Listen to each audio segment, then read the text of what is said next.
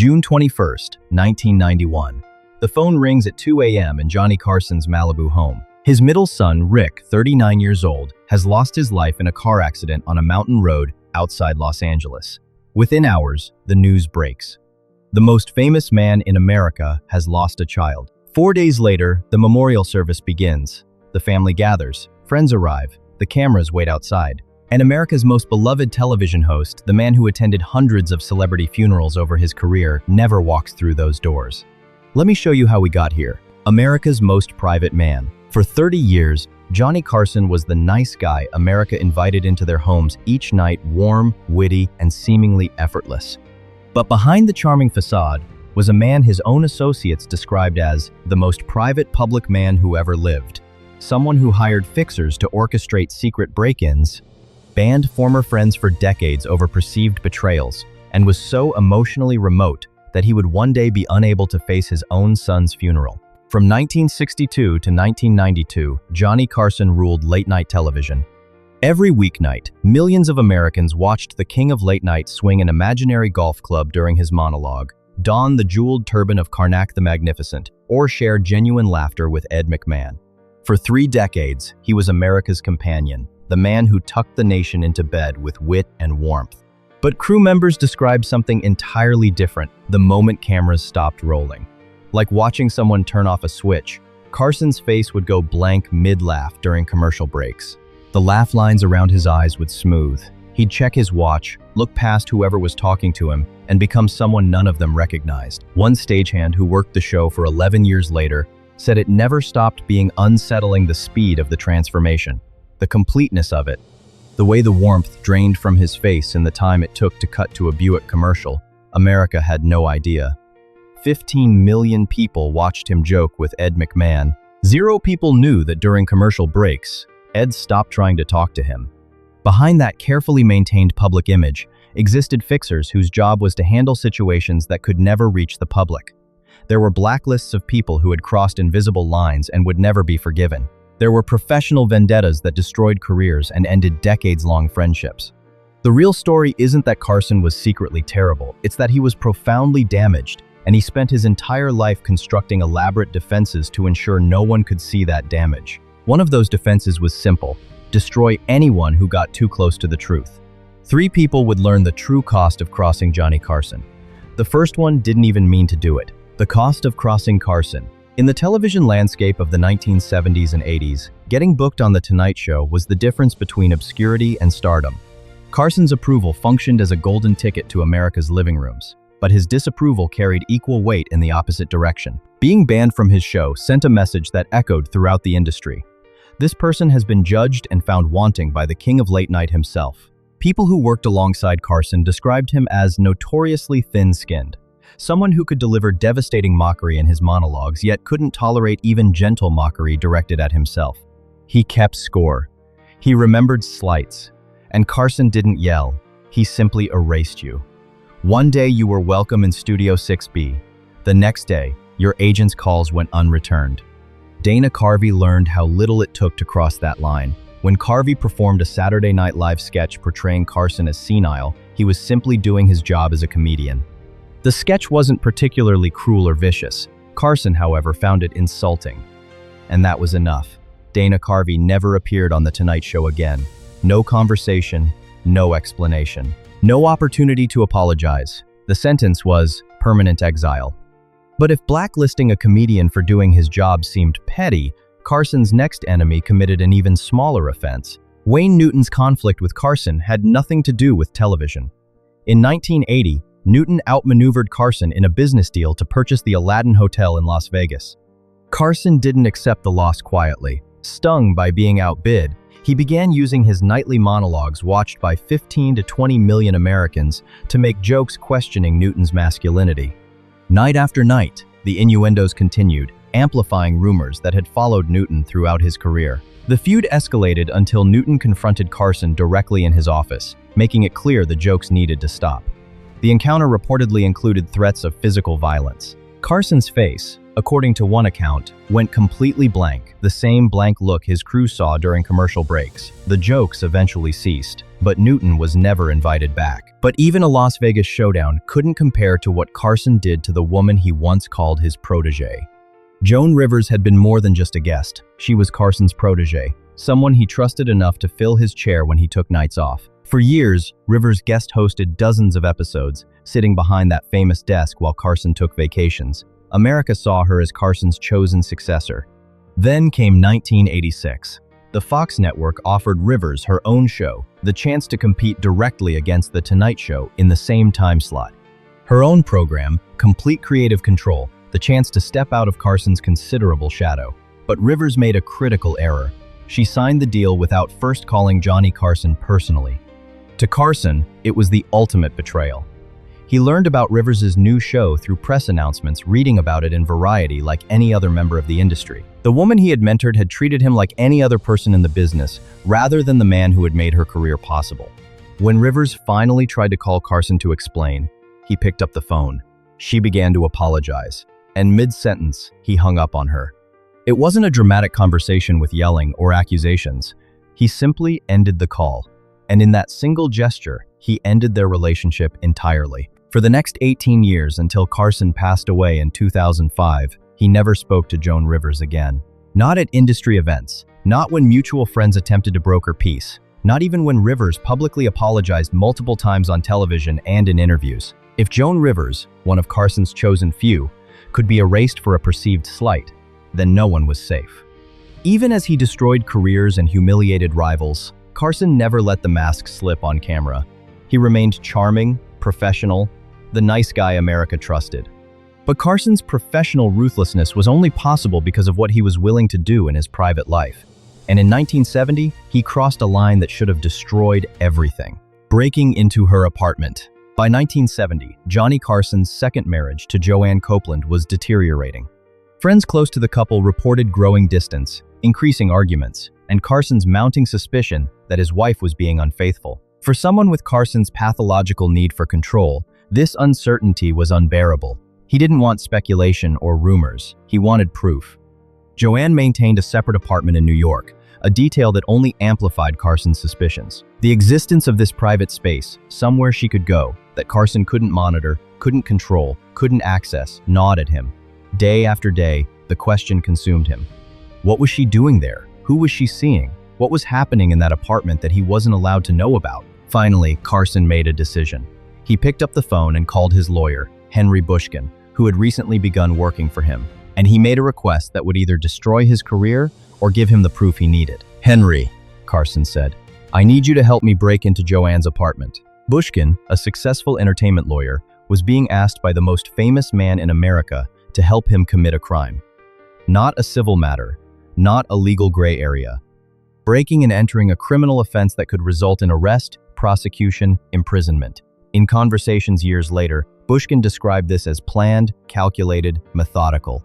This wasn't a moment of rage or impulse. Carson wanted to gather evidence of Joanne's infidelity for the divorce proceedings he knew were coming. If a neighbor had called police, if Joanne had come home early, if a security guard had seen them, Johnny Carson would have been arrested. Not civil court, criminal court, handcuffs, mugshot. The Face That Smiled from magazine covers that very week, photographed by police with a booking number across his chest. His career would have been over in a single night, and he did it anyway. They planned it carefully. Bushkin made arrangements with the building superintendent under some pretense. They chose a time when they knew Joanne would be away. And then they went the most famous face in America, driving through New York at night, about to commit breaking and entering. They entered the building, made their way to Joanne's apartment. Carson, dressed in a dark coat, trying to be inconspicuous despite being one of the most recognizable men in the world, used the key they'd obtained to open the door. Inside, they moved quickly. Carson went through dresser drawers by flashlight. Bushkin stood watch by the door, America's most trusted television host rifling through his wife's mail like a private detective, searching through closets, examining letters, looking for evidence of betrayal. And then, a sound from the hallway. Footsteps on the stairs, getting closer. Carson froze. Both men stood completely still in the darkness, listening. The footsteps passed by the door, continued down the hall, faded away. they were safe. Whether they found the evidence Carson was seeking remains private. Bushkin never fully disclosed what they discovered that night, but after what felt like hours but was probably 30 minutes, they left, locked the door behind them, got back in the car, and drove away. Johnny Carson had just committed a crime that could have resulted in arrest, criminal charges, and career destruction. And he got away with it. This wasn't the Johnny Carson that America knew. The man on television would never break into someone's home, but that man was a performance. The real Johnny Carson treated his private life like a military operation, with lawyers as soldiers, fixers as special forces, and wives as adversaries to be monitored, controlled, and defeated through whatever means proved necessary.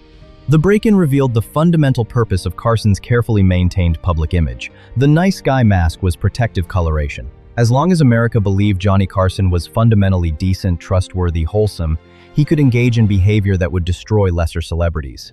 The mask gave him freedom to act ruthlessly in private because no one would believe the accusations even if they became public, and nobody did. For decades, the break-in remained unknown to the public. Bushkin didn't publish his account until 2013, 8 years after Carson passed away. The mask held. And here's what makes it all so twisted. The man who broke into his wife's apartment, who destroyed Joan Rivers' career over a phone call, who banned Dana Carvey for doing a comedy sketch, kept a mental list of other celebrities he considered terrible people. Because in Johnny's mind, his cruelty was justified. Theirs wasn't. But the break-in was just a symptom. The real question is, what makes someone so desperate for control that they'd risk prison to maintain it? And the answer to that question explains every choice Johnny Carson ever made, including why, 21 years later, he wouldn't be able to face his own son's funeral. The mother who never approved. Carson had everything. The biggest show, the most money, the most power.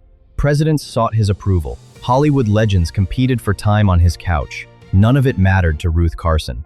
His mother, described by associates as impossible to impress and impossible to please, took no visible pride in her son's professional accomplishments. While millions of Americans felt they had a personal relationship with Johnny Carson, his own mother remained emotionally unmoved by his success. Carson sent his mother tickets to The Tonight Show 47 times over the years. She attended twice. The first time, she came backstage after the show. Carson, eager for her approval, asked what she thought. Her response, "The Tonight Show in New York was funnier." She was referring to Jack Paar, Carson's predecessor. The second time she attended, Carson didn't even know she was in the audience until after the show ended. She hadn't told him she was coming. She left without saying goodbye. In 1962, Carson got his Tonight Show contract, the opportunity that would define his career and make him one of the most powerful men in entertainment. He called his mother to share the news. Her response, according to friends who heard about it later, "Well, let's hope you don't embarrass yourself like you did in the Midwest." Over the years, Carson tried other approaches. He sent gifts. He arranged visits. He invited her to events where the entire audience would be celebrating him, hoping that the collective adoration might somehow reach her. It never did. Ruth Carson remained impervious to her son's success in a way that suggested not indifference but something more active, a deliberate withholding of the one thing he wanted most. 1987, Carson hosts his 25th anniversary special on The Tonight Show. Presidential tributes, Hollywood legends celebrating his career, network executives calling him the greatest broadcaster in television history. His mother's comment backstage, "That Jack Paar was always funnier." Every night, Johnny performed for an audience that adored him. For 30 years, he received constant confirmation that he mattered, that he was worthy, that he brought joy to millions. Yet the one person whose approval he truly craved remained forever out of reach. In private conversations years later, Carson admitted that this maternal coldness drove a lifelong search for external validation. He needed audiences to love him because his mother wouldn't. He needed millions of people to confirm his worth because one person refused to. The Tonight Show wasn't just a job. It was Carson's nightly attempt to prove his value to someone who would never acknowledge it. The ultimate consequence of Ruth Carson's emotional distance came years later, after both of Carson's parents had passed away. Ruth Carson passed away in 1985. Friends who knew the family reported that Johnny Carson chose not to attend her funeral, not his father's when he passed away, not his mother's. When asked why, Carson reportedly said nothing. He simply didn't go. The man who had stood in front of 15 million people every night for 23 years, could not bring himself to stand in a room with his mother's casket. This wasn't petty revenge or a scheduling conflict. This was a son so profoundly damaged by maternal coldness that he couldn't face her even when she was gone. The wound had never healed. The rejection had never been resolved, and in the end, Carson's response was absence, the same emotional absence she had shown him throughout his life. He'd get one more chance to show up for family. He wouldn't take it. Ruth Carson's emotional abandonment created someone fundamentally broken in his ability to connect someone whose comfort zone had rigid, devastating boundaries. The shy man's paradox. In 1979, Johnny Carson did something that celebrities of his stature rarely do. He admitted vulnerability. In an interview, he described himself as shy and defensive, acknowledging publicly what those close to him had always known. The evidence of this shyness appeared as early as high school. Carson's high school yearbook noted that he was conceited and aloof, descriptions that completely misread what was actually happening. He wasn't conceited. He was paralyzed by shyness. His classmates interpreted his social withdrawal as arrogance when it was actually anxiety. The paradox was extraordinary. Here was a man who could interview the biggest stars in Hollywood without apparent nervousness, who could perform live before audiences of millions, who was a master of conversation. But that was performance-structured interaction with clear rules and defined roles. At a party celebrating his 10th anniversary hosting The Tonight Show, Carson arrived at 8 post-meridiem, shook hands with the hosts, made polite conversation for exactly 12 minutes, and left. His own party. Hundreds of people there to celebrate him. He couldn't stay. Guests looked at each other after he walked out. Someone asked if he was feeling ill. He wasn't ill. He was Johnny Carson without a script, and that was a person who couldn't exist in a room full of people for more than 12 minutes. He could be genuinely delighted by conversation viewers saw it regularly, but only when he was playing Johnny Carson, television host. Take away the structure, put him at a party without cameras, and he was as lost as a shy teenager at his first dance. Alcohol provided temporary relief from this anxiety. After a few drinks, the shyness would recede, and something resembling the on-camera Carson would emerge looser, funnier, willing to engage. But accounts from those who knew Carson well suggest that alcohol also revealed something darker. A few drinks past that relief, Carson could shift from withdrawn and shy to moody, aggressive, sulking.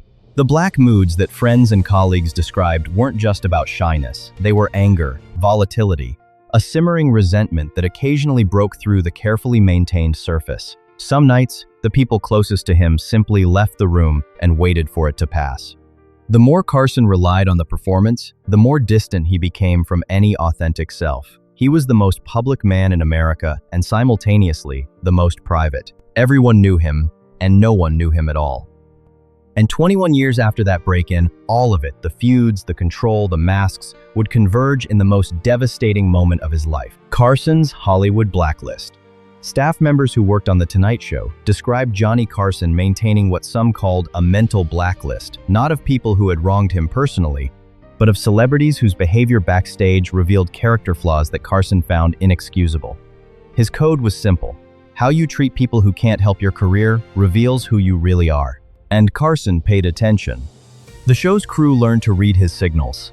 After certain guests left the building, Carson would turn to his producer and say nothing, just shake his head once. That was the signal. That guest would not be back. No one needed to ask why.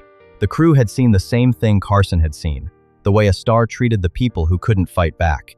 Joan Crawford was reportedly at the top of this list. To viewers, Crawford embodied old Hollywood glamour, elegant, gracious, the legendary star of countless classic films. But multiple accounts from Tonight Show staff described someone very different backstage. Crawford would be almost obsequious with Carson himself, gracious, charming, but with production assistants, makeup artists, and crew members, she was reportedly cruel. She would ignore them when they spoke, give orders as if they were servants rather than professionals, and react with disproportionate anger to minor inconveniences. Other guests triggered the same quiet judgment. Staff members recalled celebrities who were warm and generous on camera, then walked off stage and snapped at the person handing them a glass of water. Carson filed every one of those moments away. His memory for perceived character failures was as sharp as his memory for perceived personal slights, and just as permanent. The hypocrisy was staggering. This was the same man who broke into his wife's apartment, destroyed Joan Rivers' career over a phone call, and banned Dana Carvey for doing a comedy sketch, now sitting in judgment of Joan Crawford for not learning a production assistant's name. Carson needed to believe that other people were the real monsters. Because if Crawford was cruel to a makeup artist, then Carson's own cruelty seemed different, justified, necessary. But the lie had to keep growing, and eventually, it would collapse under the weight of a tragedy that no amount of masks or control could prevent. The father who couldn't connect. Johnny Carson's domestic life stood in the starkest possible contrast to his on-screen stability. For 30 years, he was America's most reliable presence, same time, same channel, same comfortable ritual. But in his private life, Carson couldn't maintain the most basic form of stability, marriage. He was married 4 times. The first 3 marriages ended in acrimony. The man who could maintain perfect professionalism with thousands of guests over 3 decades couldn't figure out how to stay married to one person. The third marriage, to Joanna Holland, revealed both Carson's capacity for romantic gesture and his inability to follow through. Hours before their wedding, Carson impulsively tore up their prenuptial agreement. It was the kind of romantic gesture that movies are made of the wealthy celebrity choosing love over financial protection. Friends who witnessed it said Joanna wept. The gesture seemed to prove that somewhere beneath the masks and the control, Carson could still reach for something genuine. Years later, when that marriage inevitably failed, the destroyed prenuptial agreement would cost Carson $35 million in the divorce settlement. It was one of the most expensive divorces in entertainment history at that time. The grand romantic gesture had become the most expensive mistake of his life. Proof that when Carson tried to act on genuine feeling rather than calculated control, the results were catastrophic. But the most profound failure of Carson's personal life wasn't his inability to maintain marriages. It was his relationship with his 3 sons, Chris, Rick, and Corey. 1973. Carson interviews a 6-year-old actress on The Tonight Show who's promoting her first film. He's warm, engaged, leaning forward in his chair, asking about her pet hamster with genuine interest. His eyes light up. He laughs at her childish jokes. He asks follow-up questions. He remembers details she mentioned earlier. For 11 minutes, he's the perfect father figure. That night, he goes home to his own 3 sons. He doesn't ask them a single question. In later observations, Corey described how their father was enthralled with child guests who appeared on The Tonight Show, showing warmth, engagement, and paternal interest in these young strangers. Yet with his own children, he was reserved and distant. The irony was painful. Carson could be genuinely delighted by a child actor or young performer, asking interested questions, seeming to care about their lives and dreams. For those brief minutes on camera, he could be the warm, engaged father figure that millions of viewers imagined he must be in real life. But when the cameras turned off and he went home to his actual sons, that warmth evaporated. It was as if the performance used up whatever capacity he had for connection, leaving nothing for the people who needed it most. He had the capacity for paternal warmth. Viewers saw it regularly when children appeared on his show. But he couldn't access that capacity with his own sons. It was as if he could only connect through performance, only be warm when he was playing Johnny Carson, beloved host. Take away the cameras and audience, ask him to just be a father, and he didn't know how. The control was slipping. The masks were multiplying, and 1991 would break him completely. The funeral he skipped. Rick Carson was 39 years old when he lost his life. June 21st, 1991. His car went off the road on a steep mountain pass outside Los Angeles.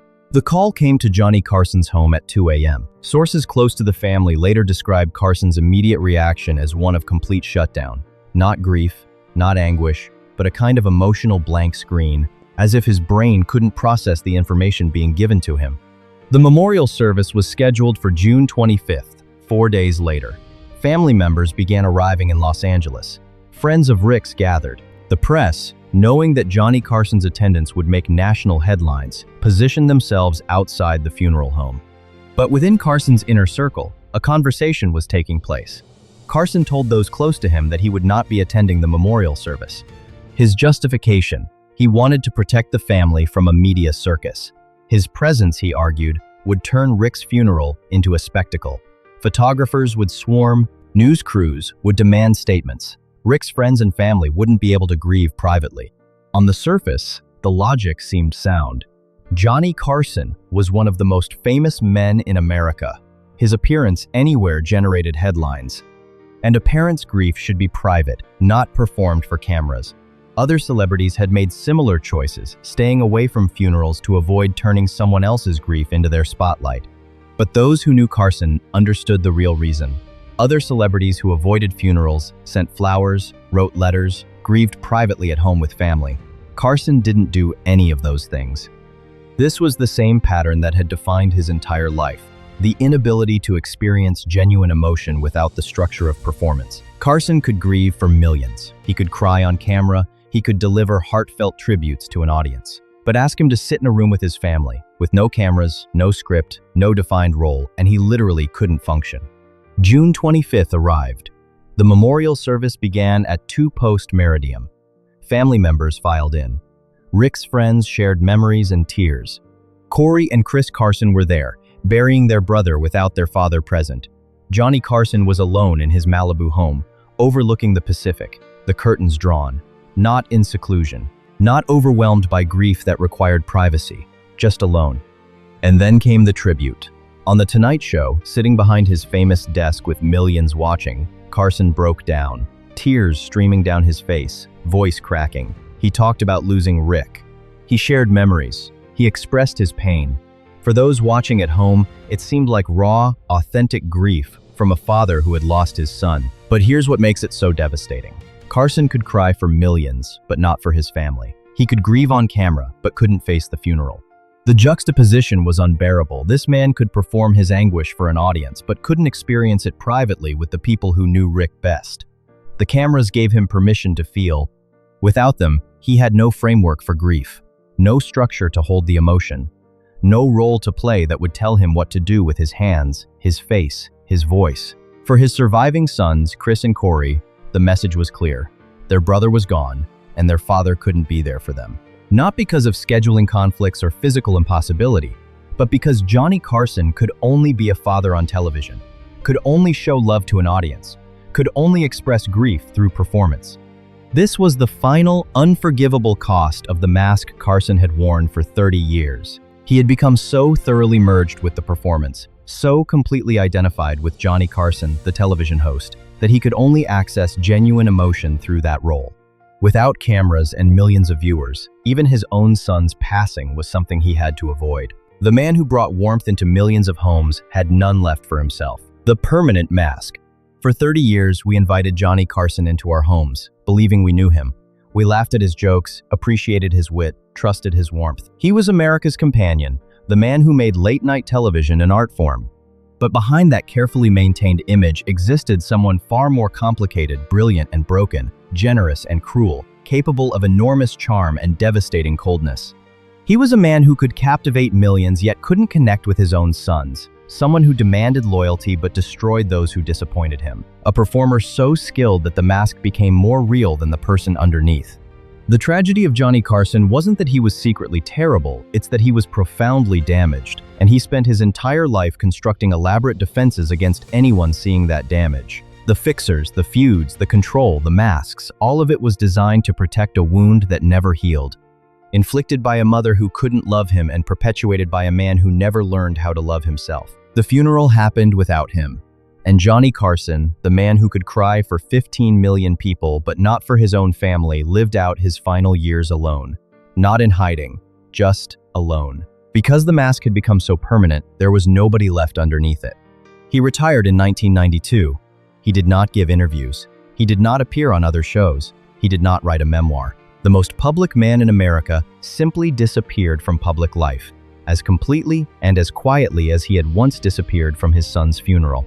The man who had spent 30 years making sure America never saw the real Johnny Carson got his final wish. No one ever did. If this untold story moved you, please leave a like and share your thoughts in the comments below. Did you grow up watching Johnny Carson? Did you ever suspect the darkness behind the smile? Your memories of the golden age help keep these stories alive. Subscribe and turn on notifications because Hollywood's most beloved legends often hid the most complex truths. From Lucille Ball to Dean Martin, from Carol Burnett to Bob Hope, the stars who made us laugh carried secrets that changed everything we thought we knew. Next time, we're pulling back another curtain you won't believe. Thanks for watching, and we'll see you in the next one.